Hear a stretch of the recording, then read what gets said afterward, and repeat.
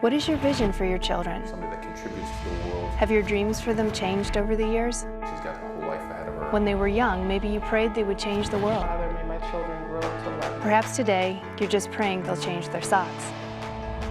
You're a parent. The parent of a soon-to-be high school freshman.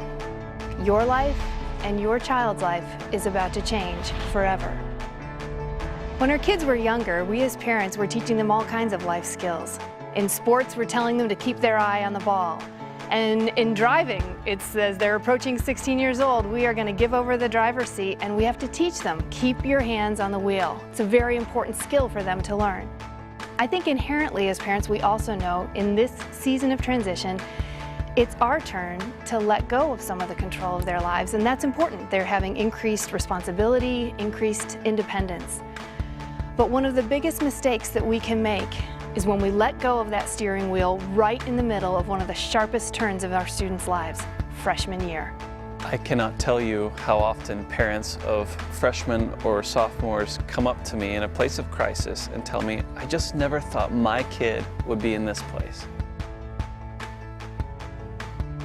One of our sons, when he was in high school, became pretty disillusioned with Christianity.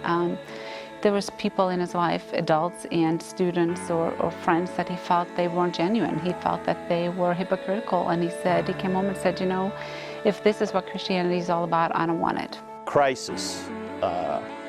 My daughter Sarah, this one's going to be a little hard. When my son was 13 years old, he and I together experienced something that almost took our lives away. This last year, her senior year, she's thinking about a lot of stuff and what she wants to be as an adult. And so she was experiencing some depression. You know how high school is, it's really hard. And being a girl, I know that she's struggling with her weight because she's different from the other girls. We were swimming in the Pacific Ocean, and before we realized it, we were caught up in a riptide. I was honestly thinking at that point that I was about to witness him dying as my last memory, or his last memory was going to be me dying. And I remember he went under, and as he was struggling to get back up, his face barely making it above the surface of the ocean, he sputtered out the words, "Help." My daughter started spending some time with a guy friend who was a non-Christian. And that was a really hard time for both of us. There are so many new challenges that are coming in through high school that although I prepared myself that there was going to be changes, I don't know to the extent that they actually were. My dreams for my girls have always been to give them a rock-solid foundation to build their life on. But something happened in me when my son asked me for help. Somewhere or other, I found some reserves to help him. We can't sit back and just see what happens here. This is a call to action. There are very important advances your student is going to make over the next few years in their abilities physically, their abilities academically, their abilities interpersonally, and their emotional skills. And while those are all very important and critical to this season, one of the most important areas, arguably the most important area, is their spiritual life, their interior world. And that's where you have an opportunity to cast vision and help them get involved in ways that will set them up to win for the rest of their lives. This is about laying the right kind of foundation. Whatever you do, do not believe the lie that your students' involvement in church is the least of your worries.